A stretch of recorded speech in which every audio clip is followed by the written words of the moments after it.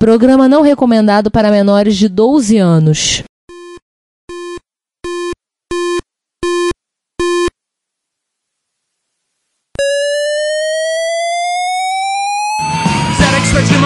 Dragon Vic and Old Commodore 64, Amsterdam and Acorn Electron, cheaper BBC Micro.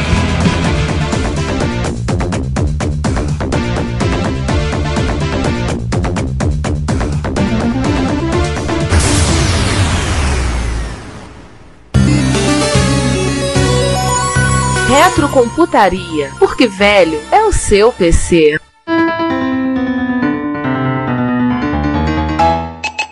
Glorioso dia, proletária tarde e revolucionária noite. Na Rússia Soviética, episódio 124 do Retrocomputaria escuta você.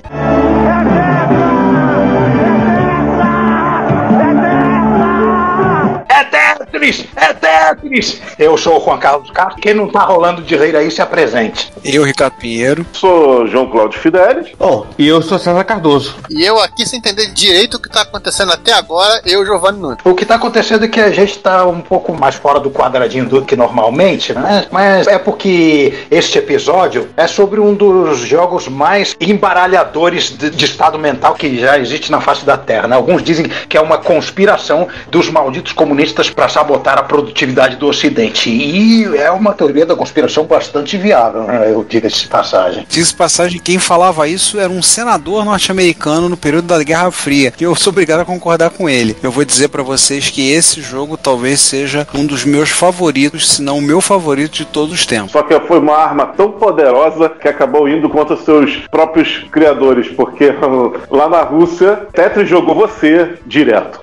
Isso aí, pô. Calma, todo mundo tá ansioso, ninguém tá no nível 9, vamos começar no nível 0, calma. Não precisa fazer linhazinha de 4 dessa de primeira, vamos com calma, vamos lá. Juan, começa o episódio. Bom, este é o nosso episódio do dossiê anual de jogos, que acontece todos os anos. Anualmente, a bola da vez, ou melhor, o cubo da vez, ou o tetrômino da vez, é o Tetris. O motivo é que a gente gosta e pronto, o podcast é nosso, Team Tetris Forever, S2. E se você não gostou, vai jogar Columns. Ali sim foi covardia. Que é bom também. Ou Puyo. Eu gostaria de dizer que Tetris mudou minha vida, me ajudou a realizar tarefas domésticas. Eu que arrumo as compras, as coisas em casa, minha esposa sempre olha e pergunta, como é que você consegue arrumar espaço para caber tudo isso? Eu sempre respondo para ela, muitos anos jogando Tetris. Com certeza a capacidade do Homo sapiens de fazer malas, de organizar prateleiras, de colocar coleções de retrocomputadores em prateleiras, né? Põe malas de carro. Tá, mas vamos só dar um lembrete aqui, né? Que nós não vamos explicar como é o jogo Tetris, assim, além do necessário. E assim, se você não conhece a mecânica do jogo, para de escutar o podcast. Tem, 6.02 vezes 10 elevado a 23 versões disponíveis nas mais diversas plataformas. Você pode jogar e conhecer e aprender o que é o jogo. Depois você volta. Eu vou dar uma dica para alguns que um pouquinho mais lentos. Sabe o seu brick game de infância? Isso aí é clone de Tetris, meu amigo.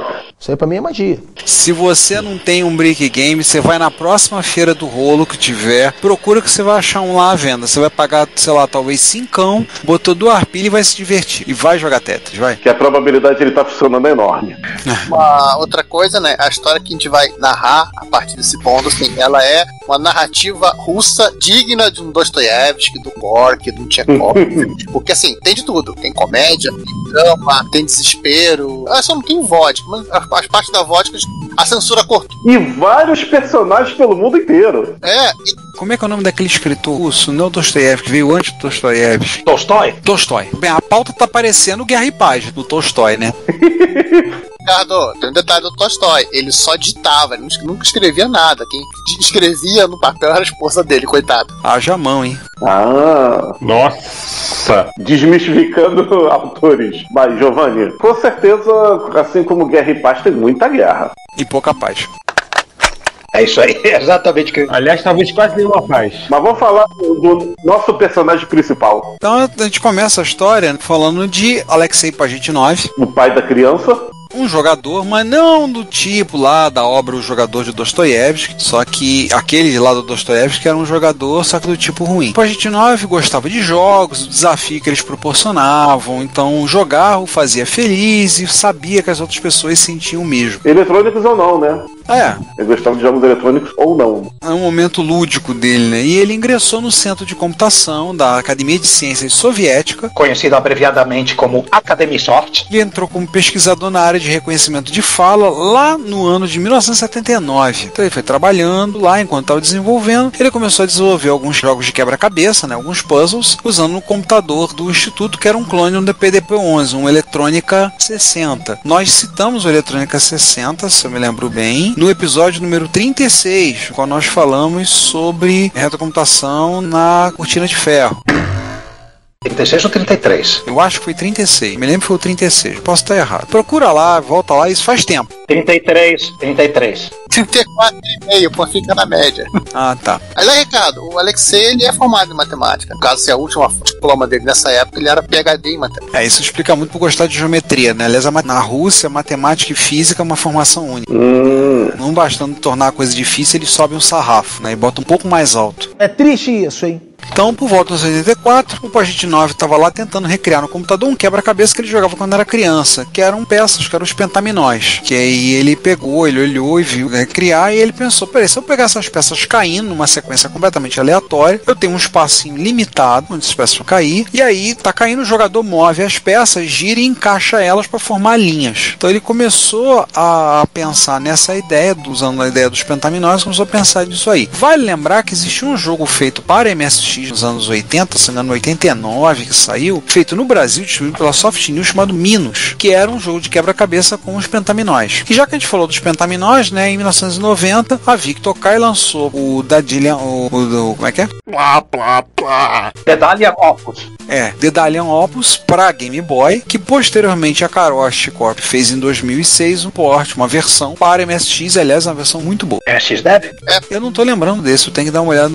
Dev também, que eles lançaram. Então o que acontece? Ele começou a pensar a fazer, só que tinha um probleminha. Na época, 1984, trabalhava com as 18 peças com os pentaminóis e fazer todas essas rotações ia ser complicado para danar para fazer um clone do PDP-11 que ele tinha acesso para poder trabalhar. Então vamos encolher esse negócio, vou reduzir, em vez de trabalharmos peças com os pentaminóis, então os pentaminóis são compostos por 5 quadradinhos, então ele reduziu para 4. Ele criou os tetraminóis e aí com isso reduziu para 7 peças no total. Então a máquina que ele estava trabalhando nesse clone de PDP-11 era ligado num terminal serial. Ou seja, nada de modo gráfico, só modo texto. Só modo texto, então ele criou usando colchetes e espaços. Então, o que ele acrescentou ao jogo? Além de fazer dessas limitações que ele colocou, estabeleceu como seria, ele colocou, bem, completou uma linha, a gente apaga essa linha e desce. Então, construiu a mecânica toda e ele chamou o jogo de Tetris. Tetris, que é a junção de tetra e tênis. Eu tô entendendo o que tem a ver tênis nessa história, se não tinha uma raquete. Pois é, né? Vai entender a cabeça do Alexei naquela época. Muita vodka na cabeça, com certeza.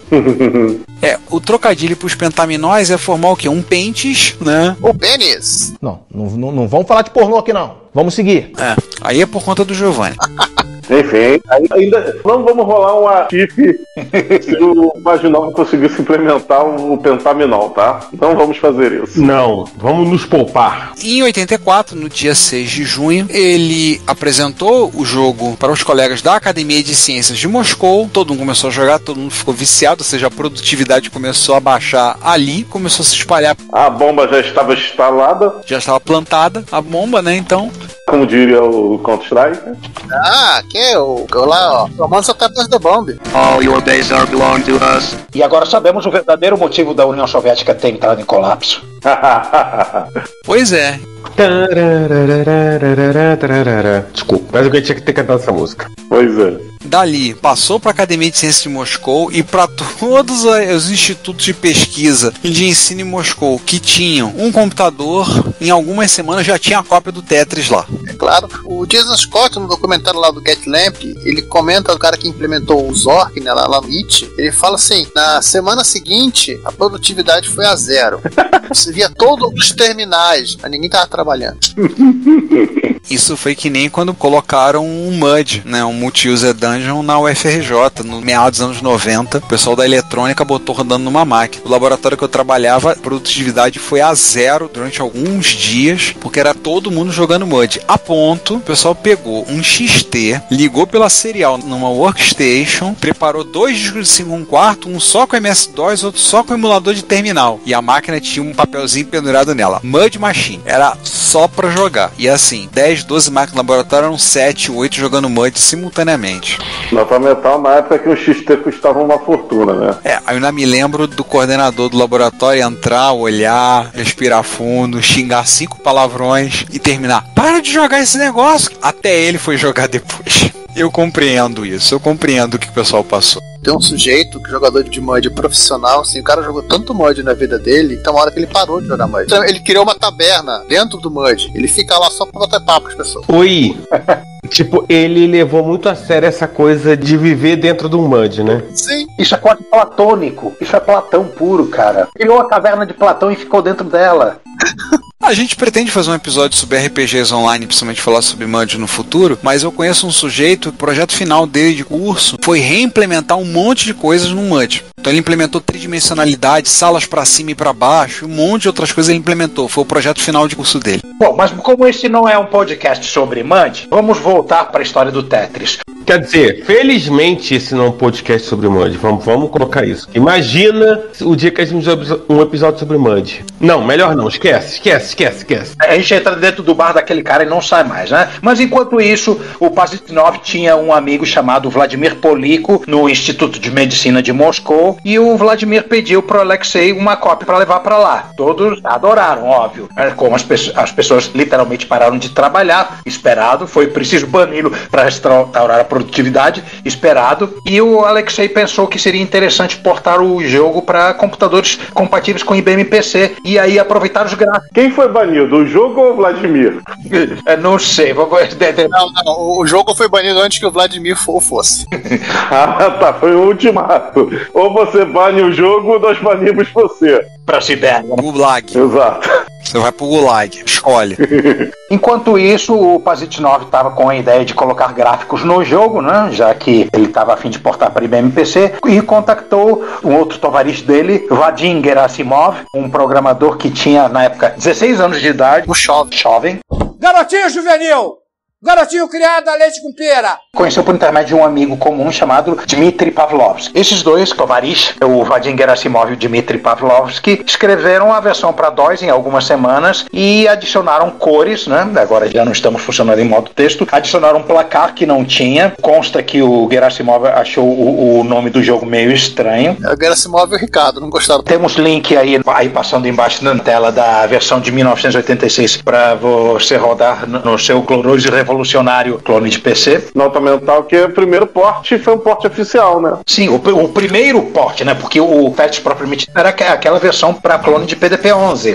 Do eletrônico não era o jogo, né? Era só quase um demo, que não tinha placar. Você jogava e obstinado que você era. Essa é só mecânica mesmo. Agora ferrou, porque agora outros tipos de repartição, não só acadêmicas, mas também as comerciais, iam ter cópia de Tetris. E aí a Avalanche, né? O Gerasimov criou uma versão de 2 jogadores, que foi usada pelo supracitado Vladimir Poliko em experimentos de psicologia clínica, veja você. Foi o primeiro uso de um jogo numa área de pesquisa científica. Mas será que ele botava 2 jogadores, os 2 jogavam simultaneamente, era um contra o outro, aquele esquema que o pessoal tem o Battle Tetris? Não temos detalhes, não sei se um ficava com vontade de... Não lemos o paper.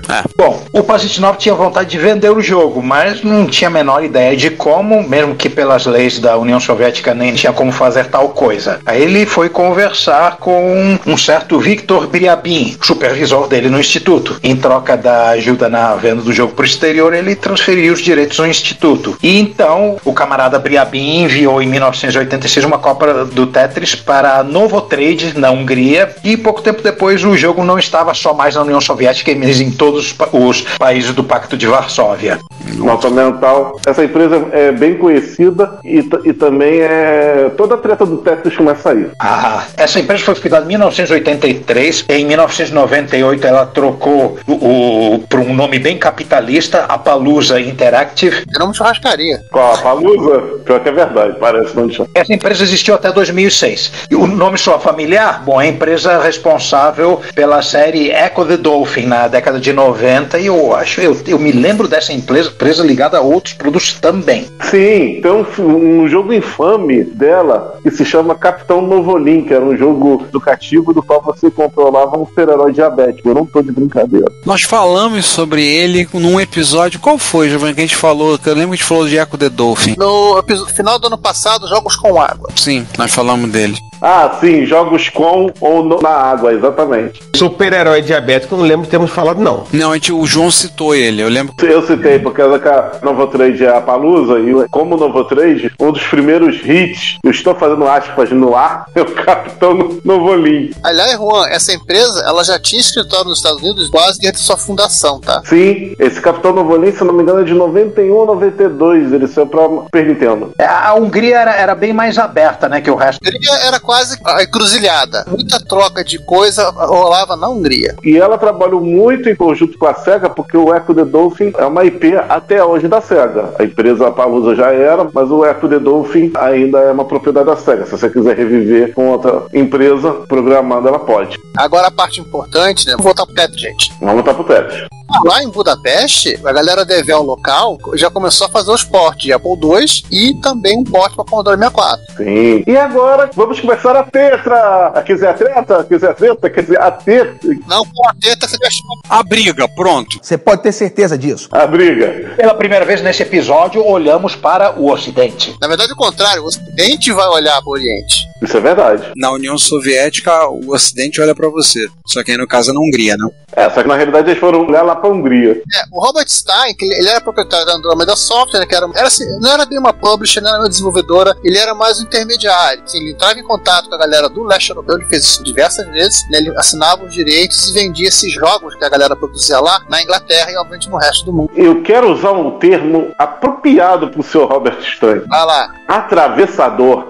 Atravessador mesmo. Eu achei que você ia dizer traficante. Concordo. Não, atravessador. Tá quase. Um pouquinho mais virava cambista. Isso. Então, assim, ele tava lá boa, era junho de 86, tava um estudo de tecnologia da Hungria, vendo a galera lá mostrando as coisas. Chegou assim num lugar, tinha um jogo do Pecinhas caindo, começou lá a jogar aquilo ali, interessante. Ele nunca curtiu muito o jogo, ele só curtia pagar dinheiro mesmo. O cara ficou mais de uma hora jogando Tetris. Chegou pro cara, vem cá, quero vender esse jogo no Ocidente. O cara, não é com a gente não. Quem fez foi lá os russos. E deu pra ele o contato da Academia de Ciência de Moscou. Voltando pra Inglaterra, né, César? Aí ele voltou pra Inglaterra, né? Ele mandou um telex. Galera, naquele tempo é assim, né? Pré-fax isso. Um telex. Mas já tinha fax naquela época. Pra Academia de Ciências, que respondeu de forma indiferente, tipo, whatever. Ok.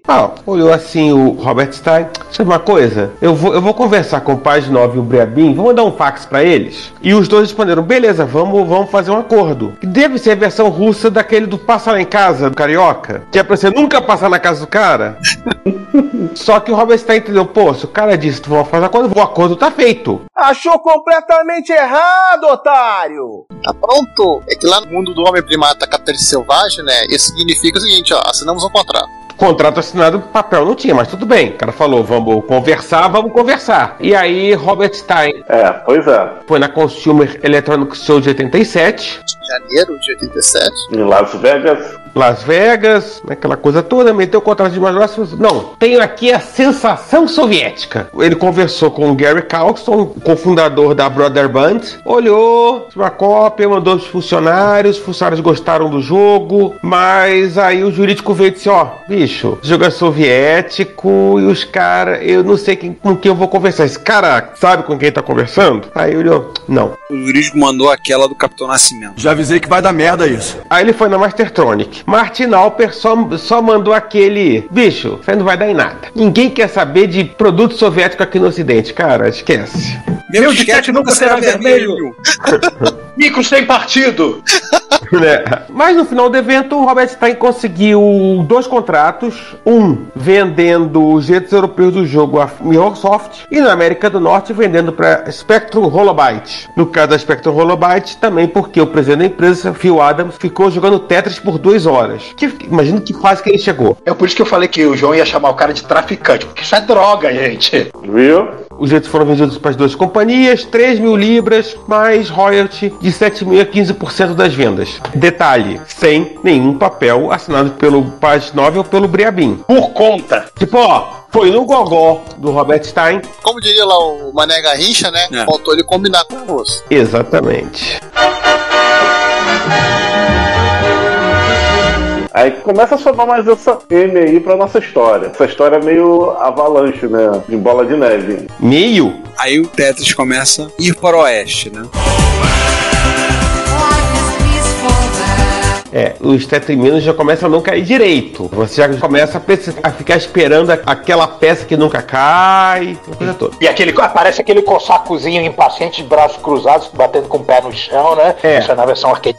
Uma curiosidade, né? A Mirrorsoft, ela era uma distribuidora britânica, ela pertencia ao grupo Mirror, o nome até já indica isso, né? Daqueles pretensos jornais de tabloide, jornais com muitas artes, tipo Daily Mirror e outros, e era propriedade tal de Robert Maxwell desde o ano de 34. Não é o personagem protagonista do Casal 20. Não, mas esse cara é um nome familiar, porque no episódio do Sir Clint Sinclair, nós citamos ele como um pretenso picareta, quer dizer, empresário, que anunciou que ia comprar a Sinclair em 85. Não tem nada. Vou comprar que eu prendo, arrebento, vou comprar, vou pintar de verde. É a verdade que acaba com todos os relacionamentos. Eu só vou dizer uma coisa, não vamos deixar link nem nada, porque vocês saem procurando no Google, procura saber sobre a morte de Robert Maxwell. Isso é uma treta maligna. Mas esse não é um podcast sobre tabloides, mortes treteiras, porque, enfim, a gente precisaria de um episódio só sobre isso. E advogados. E muitos advogados. Esse cara aí, ele fazia par com Robert Murdoch na categoria dos mais odiados da imprensa. Mas, enfim, esse não é um podcast sobre mortes esquisitas, mas um podcast sobre retrocomputação, e o que significa que a Mirrorsoft, né, lançou versões até o final de 87 para tudo que se vendia de microdoméstico na Europa. Lançou para Amiga, lançou para Amstrad CPC, lançou para Amstrad PCW, lançou para Atari ST, lançou para BBC Micro, lançou para Acorn Electron, lançou para ZX Spectrum e lançou para MSX. E vocês lembram, saiu Toshiba HX10 na Inglaterra, e saiu MSX na Itália e saiu na Espanha. Exato. Essa versão foi a primeira versão que eu joguei de Tetris. A minha também. Por acaso também é a primeira versão do MSX, que teria mais de um Tetris. Acho que a primeira versão que eu joguei foi no arcade, aquela da Atari. Eu joguei também. Essa treta vai ficando mais pra frente, essa treta aí, tem mais. Mas essa da Mirrorsoft, eu lembro de eu ficar programando até tarde da noite no MSX, depois parar, salvar, eu vou jogar um pouquinho de Tetris, jogava mais uma partidinha, mais uma. 2 horas depois. E aí o galo cantava. Exatamente, eu começava a escutar os passarinhos cantando na janela. Aí o Ricardo olhava e falava: droga, tem que acordar cedo da manhã pra ir pro colégio. Aí lá vai o Ricardo zumbizado pra sala de aula no dia seguinte, que dormiu nada. E olha, essa história do Ricardo pode ser a história do João, pode ser a história do Giovanni, pode ser a história do César. Só não é a história do Juan, porque o Juan nesse período não teve MSX. Mas o Juan teve Coco, e vocês lembram, o Coco era fundamentalmente doméstico americano, e quem era o responsável pelos direitos na América do Norte era a Spectrum Holobyte. Opa, lá vem ela de novo. Lá vem a Spectrum Holobyte. Spectrum Holobyte foi fundada em 83 em Boulder, né, no Colorado. Era desenvolvedora e publicadora e, também por um acaso, pertencia ao Robert Maxwell. Que coincidência! Também era o majoritário da história. A empresa dos Estados Unidos e a empresa da Inglaterra, as únicas no mundo até então com direitos todo do mesmo dono. Olha que coincidência. Antes da nos Estados Unidos, Gilman Louie, que era o CEO da Spectrum Holobyte à época, pediu aquela repaginadinha com melhoria no gráfico e melhoria nas músicas. Aí, mais gráfico, mais música. Isso ia acabar virando um padrão das versões do Tetris daí por diante. A Spectrum Holobyte meio que moldou a cara do Tetris nos computadores. Nos videogames ficou com outra cara. E junto com a Infogrames, sim, aquela Infogrames que depois mudou de nome e voltou, hoje em dia se chama Atari SA. A empresa do Tatu, né? Que era a empresa do Tatu, mas que hoje em dia se chama Atari SA. Sim, não vou contar a história que vocês lembram, mas enfim. E a mãe do Alone in the Dark. A Spectrum Holobyte e a Infogrames se encarregaram das versões para os micros que se vendiam nos Estados Unidos. Ou seja, janeiro de 88 saiu para Amiga, De novo. Saiu para Apple II, saiu para Apple II GS, saiu para Atari ST. De novo. Saiu para MS-DOS. De novo. E saiu para Mac. Só, deixa eu ver se eu entendi. Então tinha duas versões de Tetris, para Amiga e para Atari ST, uma versão da Spectrum Holobyte e uma versão da Mirrorsoft. E os dois eram oficiais. Oficiais do mesmo dono. Só que uma vendia na Europa e outra nos Estados Unidos. Tá reclamando? O MSX teve 3 versões de 3 fábricas diferentes? Não tô reclamando. Tô tentando entender, amarrar as coisas. Depois piora. Peraí. Assim. E aí o amigo ouvinte pergunta: cadê o Commodore 64? O Commodore 64, que não teve versão pela Mirrorsoft na Europa, Europa, mas teve uma versão da Spectrum Holobyte nos Estados Unidos e uma das únicas que não adotou a temática russa. Tipo, ele destoa completamente do pacote. Porque não sabemos. E não satisfeita com isso, a Spectrum Holobyte licenciou para a Tandy Corporation e a Tandy desenvolveu uma versão só para os Color Computer. Então o Juan jogou também. Que é o mesmo binário para toda a linha, só que quando descobri que era um Coco 3, ele habilitava algumas coisinhas aqui e ali. Tipo cores a mais. A resolução é maior também. Apenas um comentário sobre essa versão do Commodore 64, tava olhando nas fotos. Acho que tentaram fazer uma temática meio grega no jogo. Eu olhei assim, que veio de cabeça logo de princípio, eu sei que parece até que era um jogo de fabricante demo, né? Demo Cine, 1 hora. E, curiosamente, um dos clones mais famosos do Tetris que a gente já citou aqui, que é o Columns, esse sim tem a temática grega. Sim, mas esse Tetris para Commodore 64, tava olhando as imagens agora, me passa um ar de uma coisa de cultura grega. Cultura grega na antiguidade. Ele distou completamente de todos os outros, né? Vai entender. Mas continuemos. E, óbvio, antes que alguém pergunte, sim, a tradição foi mantida. Isso é uma versão bootleg chamada Tetra para Coco 3. Chamado Tetra e que chamou o Galvão Bueno pra fazer propaganda. Não começa, não. E aí... vê assim, a vida que segue lá, os americanos e ingleses vendendo caixinhas, seus disquinhos, quietinho. Cadê o contrato? E ela pergunta, né? O contrato, assinatura, etc. e tudo. Voltamos para a União Soviética. Para tudo aí! O Retrocomputarista está disponível em vários serviços de áudio. Podemos listar entre eles o YouTube, o Apple Podcasts, o Spotify, o Deezer, o TuneIn, o Stitcher, a Last.fm e vários outros. Não deixe de nos ouvir, comentar e convidar outros a conhecer o nosso trabalho. Muito obrigado. Morou! Já que o único documento do Robert Stein era uma versão tecnológica do papel de pão. Uma folha de fax. É quase um guardanapo, né?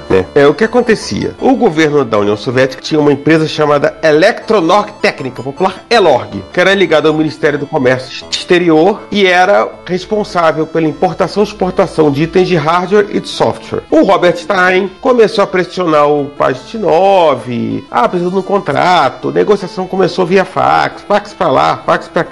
Robert Stein pegou o avião, visitou a Academia de Ciências para negociar. Não, tá tudo bem, tudo beleza, nada de contrato. Até que alguém disse, você passa desse endereço aqui e conversa com esses caras. E aí, Robert Stein foi negociar com a ELORG. A mãe Rússia. Quando descobriu que tinha software soviético rodando por aí, disse, meu irmão, você vai conversar comigo.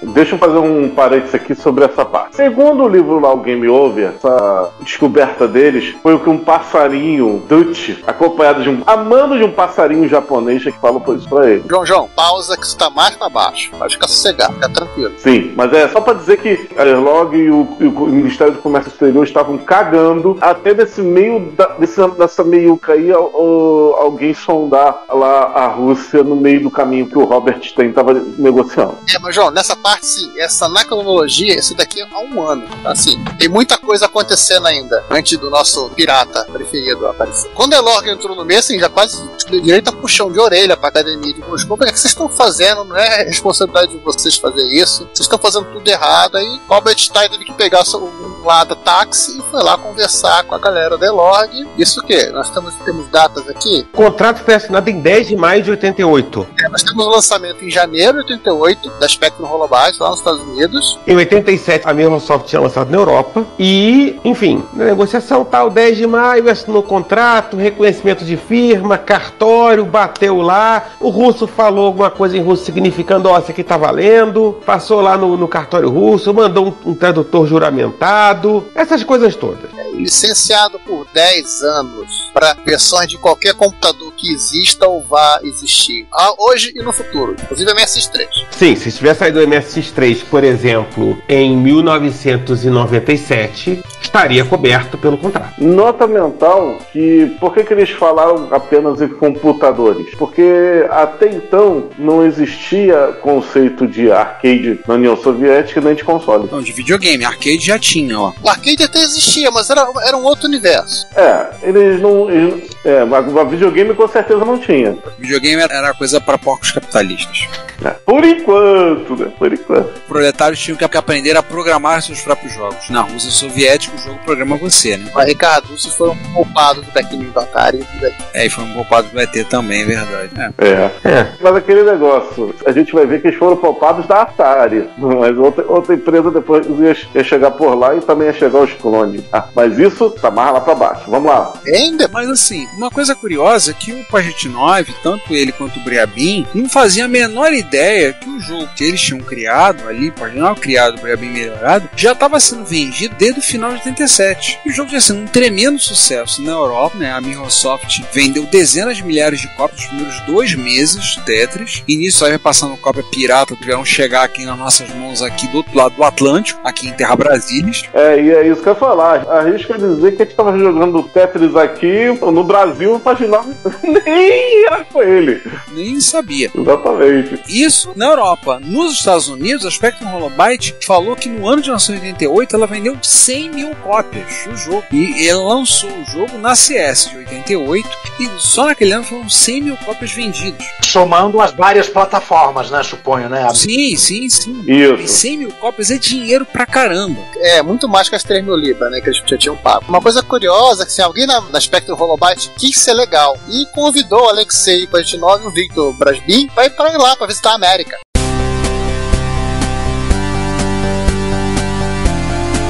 Lançamento Tetris, que eles nem sabiam o que estava acontecendo lá em Las Vegas. Talvez é que eles não sabiam da missa metade, né? De repente sim, contar para os Estados Unidos, legal, vamos lá, vai ser divertido. O que o Stein queria fazer, na verdade, era pegar e tomar os direitos Tetris todos para ele, ou seja, vamos falar, cara, ele queria roubar os direitos Tetris. Só que o que aconteceu que ficou mais difícil para ele? Uma equipe de reportagem da CBS descobriu o Paget 9 e o entrevistou. Esse aqui é o criador do jogo, é o criador do Tetris. Eita porra. Ele é o homem que acabou com a produtividade mundial. É ele, esse caboclo aqui. O Robert Stein teria conseguido, se não fosse por aqueles repórteres biblioteiros e seu cachorro idiota, né? E com o Scooby-Doo. E obrigado por ter botado a imagem do melhor Scooby-Doo.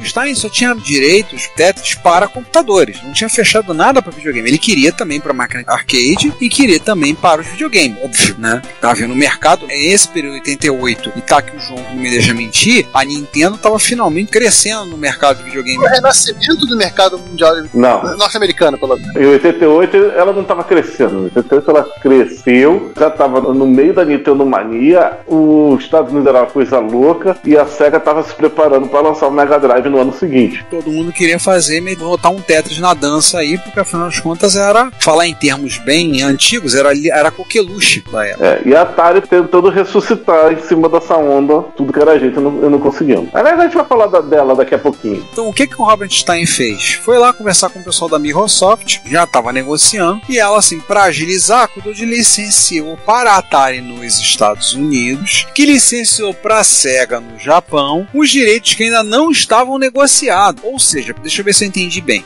A Microsoft tinha um contrato para lançar para computadores na Europa. Aí ela licenciou. Ela tinha, e eu estou fazendo aspas no ar. E o Robert Stein falou: estou negociando com os russos, eu vou conseguir o contrato para máquina de arcade. A Microsoft vai aproveitar, já que está negociando, já vamos licenciar aqui para a Atari, e a Atari, para aproveitar, também licenciou para a SEGA. Então vamos aproveitar. Ou seja, já foi licenciado para a Atari, no caso para arcade, e foi licenciado para a SEGA, para videogame ou para arcade também? Para arcade? Para os dois. Eu entendi errado, então. Só que, treta, vamos lá. A Atari tinha os direitos de licenciar em arcade nos Estados Unidos. Aquela máquina que nós jogamos de arcade nos shoppings era da Tengen / Atari. Ei, João, fala.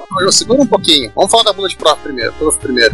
Tá. A gente vai chegar lá. Então é só assim. Tá, vamos falar do passarinho. Uma coisa que é assim, que é bom lembrar. Na época, a alegação que tinham feito, e eu lembro de ouvir dessa alegação, é que na União Soviética não existia o conceito de propriedade intelectual, mas na verdade existia sim. Sim. A União Soviética e todos os países do mundo, exceto uns 3 ou 4, bem pequenininhos, são signatários fundadores da Organização Mundial de Propriedade Intelectual, que aconteceu entre 1967 e 1970, isso. O tratado inicial foi assinado em 1967 na Suécia e a WIPO em si foi estabelecida em 1970 e praticamente o mundo todo participou disso. A única diferença que tinha lá, acho que o prazo era mais curto, acho que era 25 anos. Não, mas eu acho que na época... Os países eram livres para estabelecer seus prazos. Não, e na época eu acho que não era muito mais curto do que outros países, não. Eu acho que mesmo pós-lei Sony Bono, nos Estados Unidos, o prazo, no final de contas, não era tão mais curto assim, 25 anos. Existe o mínimo que nenhum país pode ter menos do que o mínimo, e aí varia. O Mickey Mouse, que é eterno.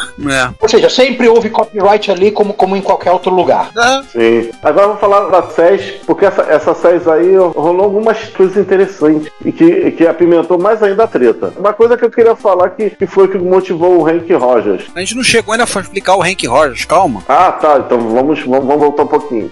Tem, gente. Peraí, João, a gente não tá aqui, a gente não vai falar da Bulletproof. A gente não vai falar, a gente não vai chegar lá. Eu tô indo mais pro ordem de eventos. Vamos falar da Bulletproof, tá? Quando tava tendo um evento de lançamento na CS, um cidadão chamado Hank Rogers, o fundador da Bulletproof Software. Tem nome de pirata. Hank Rogers, com o nome desse, né? Ele conheceu o Tetris e, é claro, quero lançar esse jogo. Detalhe, ele era um holandês. Não esquenta não. O Robert Maxwell, que a gente falou ainda há pouco, o odiado Robert Maxwell, era tcheco. O interessante, ele também conheceu o Alexei na série, claro, né? Óbvio. Então, assim, o Hank Rogers olhou, porra, tem que lançar esse jogo no Japão, quero lançar. Apesar da BPS ser uma empresa americana, ela tinha uma relação estreita com o mercado japonês, que ela tinha uma parceria muito grande com a Nintendo, e a Bulletproof não era uma empresa japonesa, apesar de ela ter lançado jogos para micro japoneses, ela era uma empresa americana. Mas o forte sempre foi o mercado japonês. Essa relação do mercado com a Nintendo foi engraçada. O Hank Rogers é um profundo jogador de Mahjong, qual é o nome daquele outro joguinho? Go? Esse é Mahjong que é parecido. Não é o Go. Não, o xadrez japonês. O Shogi.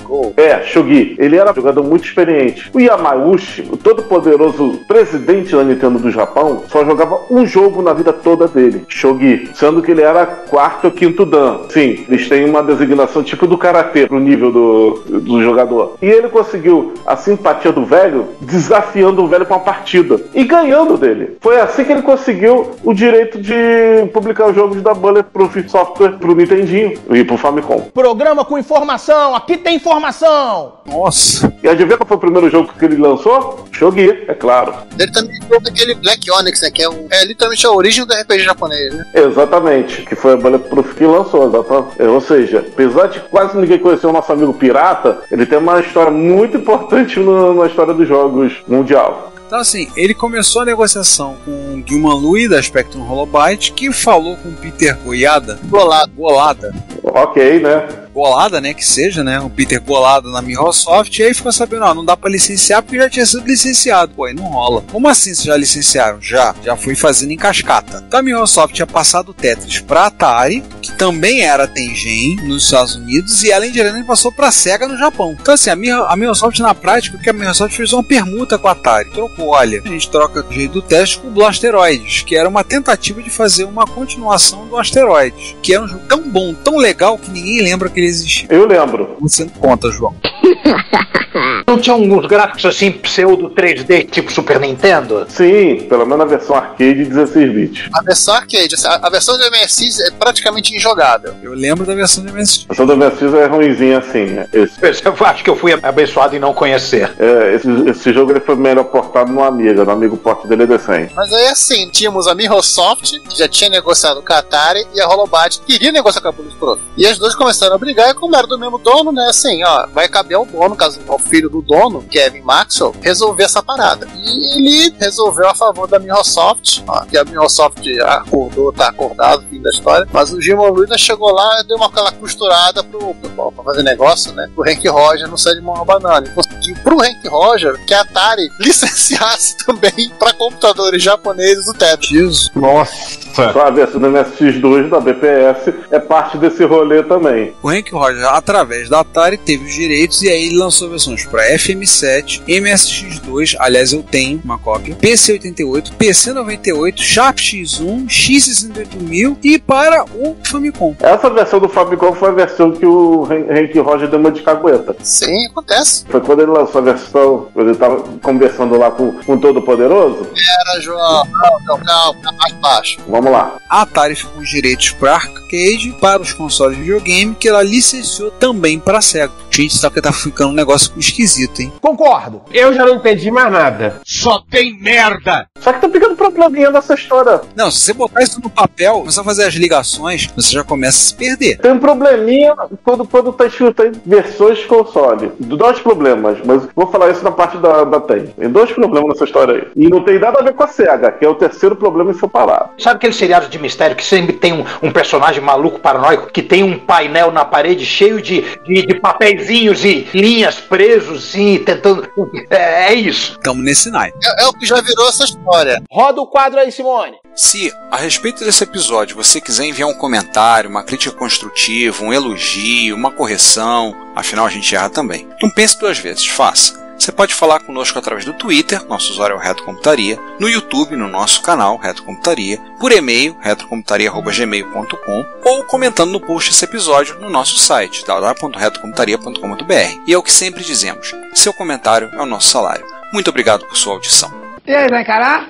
Mas assim, a SEGA licenciou, tá licenciada, ok. Ela lançou uma versão para arcade no Japão. Rodando a System 16. E tava com tudo certo, pronto, engatilhado até, sei lá, metade do ano que vem, lançar a versão para Mega Drive. O Mega Drive tava para sair, né? Acho que no Japão isso aí no final de 89. Aí que tá. Essa versão, ela tava pronta mesmo. E parece que ela chegou até outra loja a ser comercializada. 99% foi mandado. Eles falam, todas as cópias devem ser destruídas. 99% foram. Existe 1% dessas cópias que sobreviveram. Esse é o jogo mais caro do Mega Drive de todos os tempos. Tetris da SEGA. Mas foi dumpeado e você pode jogar no emulador. Pode. Claro.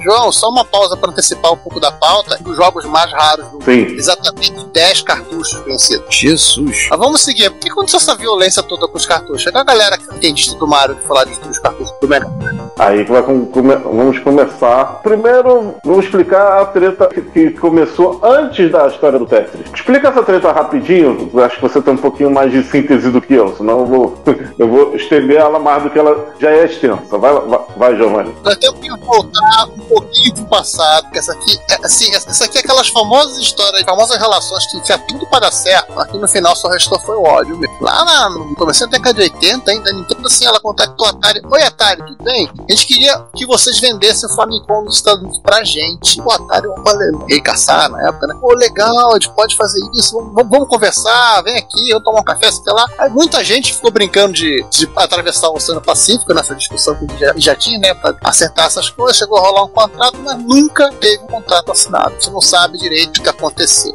Alguns tempinho depois, né? Teve aquela da famosa divisão da Atari Corporation, da empresa, um pedaço dela virou Atari Corporation. Essa assumida pelo Jack Tramiel, né? Foi a parte computadores e console. Jack Tramiel, patrono do nosso podcast, nosso site. E o Grupo Warner permaneceu o tal da Atari Game responsável pelas máquinas de arcade. Aí tudo bem, Nintendo desistiu da Atari, mas ela começou a vender os consoles e os cartuchos dela nos Estados Unidos, né? Tinha aquele licenciamento fantástico, quase abusivo deles, né? Pra quem fazia jogos pro console, que tinha limitação de 5 lançamentos por ano, exclusividade de título por pelo menos 2 anos sem poder lançar para outra plataforma, aquela tal da censura prévia que eles travestiam de Nintendo, selo de bandeira da Nintendo, né? E o principal, né? Quem fazia o cartucho era a Nintendo da história. E, inclusive, ela definia o preço. E ela definia a quantidade, inclusive, de que jeito ela ia te entregar e quando ela ia entregar os cartuchos, né? Exatamente. Só faltou dizer pra você quantas vezes ela ia te pagar, né? Por aí. Não, pagar sempre à vista. Aí, na época que começou a explodir o Nintendo nos Estados Unidos, o Atari Game chegou lá, vamos começar com a Nintendo. Nossa, mas esse contrato não dá, poxa, né? Vamos tentar fazer um contrato mais legal, assim.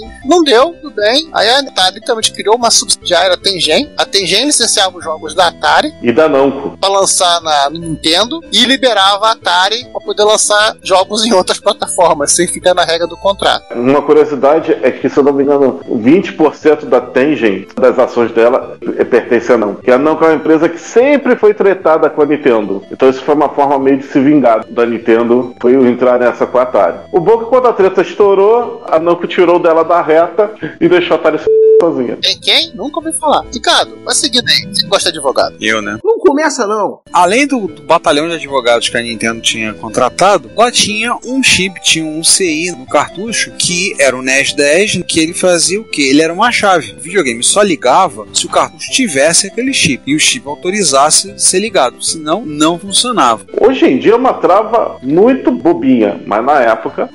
trava de cópia de disquete era uma aventura para quebrar. Era a diversão de alguns muito mais radicais para quebrar, né? Então, pois é. Essa questão do NES 10 era um obstáculo que impedia que pessoas e outras produtoras lançassem jogos para o Nintendinho fora do controle da Nintendo. Então, teve gente que conseguiu. Alguns fabricantes de cartucho conseguiam dar algumas voltas, como por exemplo, na hora que colocava o cartucho, dava um pico de voltagem durante o boot no videogame, então assim conseguia passar a perna no controle. Só que era muito arriscado. O cara podia passar a perna no controle e puf, de queimar o videogame. É um garoto compra do videogame. Fala isso nos Estados Unidos, a terra do processo.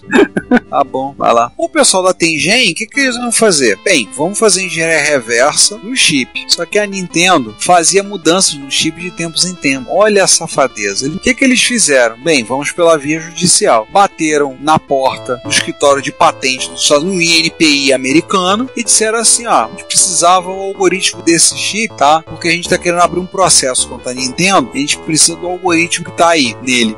Exatamente. Os caras fizeram hack por engenharia social. O famoso Miguel. Engenharia jurídica. Engenharia jurídica. Deram aquela miguelada, bem dada, mandaram... Não, esse foi um caô com C maiúsculo, né?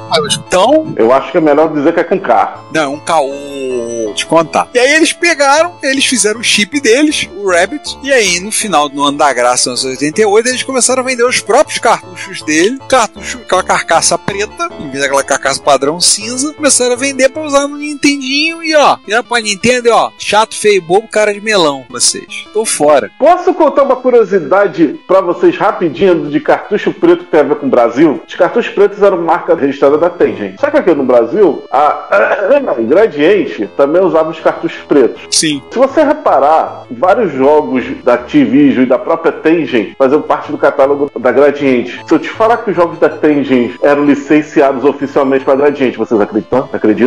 Mas a Gradiente ainda tinha o acordo com a Atari na época. Exatamente. Botei pra vocês verem a fotinha do cartucho da Tengen, Nintendo, inclusive com Tengen Seal of Quality.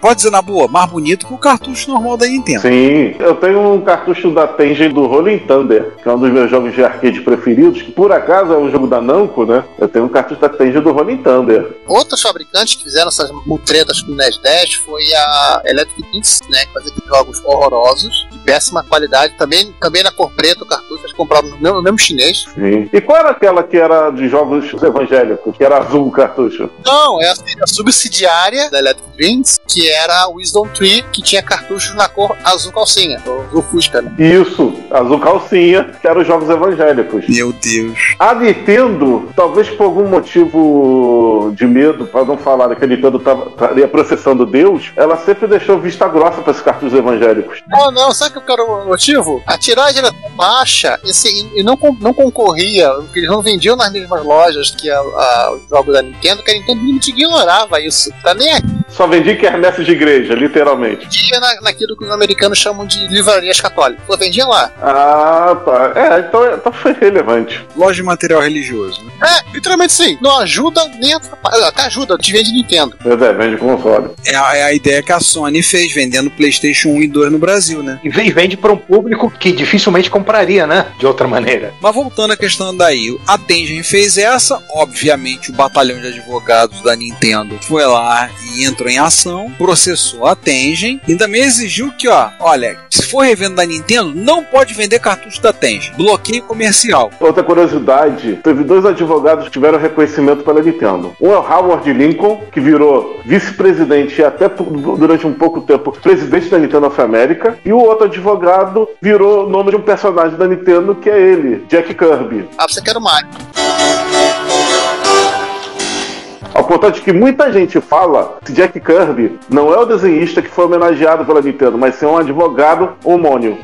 Não, João, foi o Dr. Mario. Nossa. Fica aí a curiosidade pra muita gente aí que replica essa besteira que alguém da Nintendo gosta do Jack Kirby. Deve até gostar, mas não. O motivo do Kirby ter esse nome é do advogado. A galera da Nintendo gosta de mangá. Mas isso aqui não é um dossiê sobre Tengen, Nintendo, NES 10, Rabbit. Ainda bem que isso não é um dossiê sobre Tengen.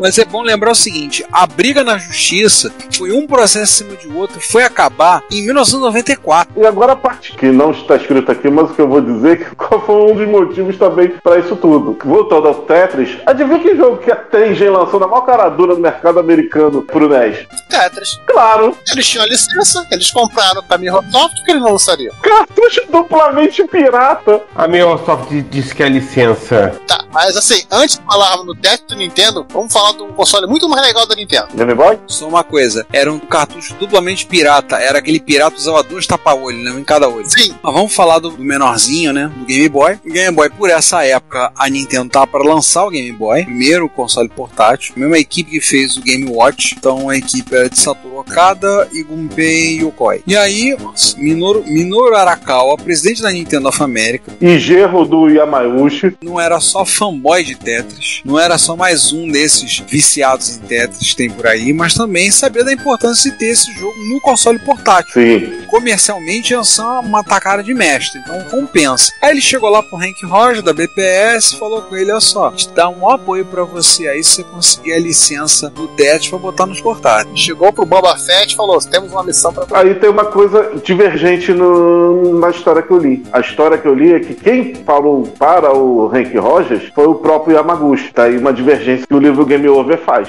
E o livro da Guerra dos Consoles também fala que foi o Yamaguchi. Mas eu não sei qual dos dois. É plausível pensar, o Hank Rogers tinha um bom relacionamento com o velho mafioso, né? Sim, e o velho mafioso mandava aqui no genro dele, né? Pois é, né? Pode ser que ele tenha ouvido essa ordem pessoalmente, ou foi dada pelo Minoru Arakawa a mando do Yamaguchi. O quadrinho do Tetris tem a referência de que foi o Arakawa. O Arakawa. Não, pode acontecer essa divergência aí, porque... É na mesma, né? É família. É família. Pode acontecer essas pequenas divergências da história, porque essas histórias são contadas muito de quem conta. Sim. Essa é a versão da Arakawa. A versão do Hank Rogers falou que ele recebeu ordens direto do Big Boss. E o Yamaguchi não tem versão porque já morreu, infelizmente. Mas, João, o presidente da Nintendo da América, que é o genro do chefão da Nintendo, falou, é a Nintendo que falou, a Nintendo como um todo, né? Ou seja, meio que, apesar da divergência, de certa forma não muda a história. Exatamente. Olá, eu sou o Moacir Alves, presidente da AC Games, e você está escutando o Retro Computaria.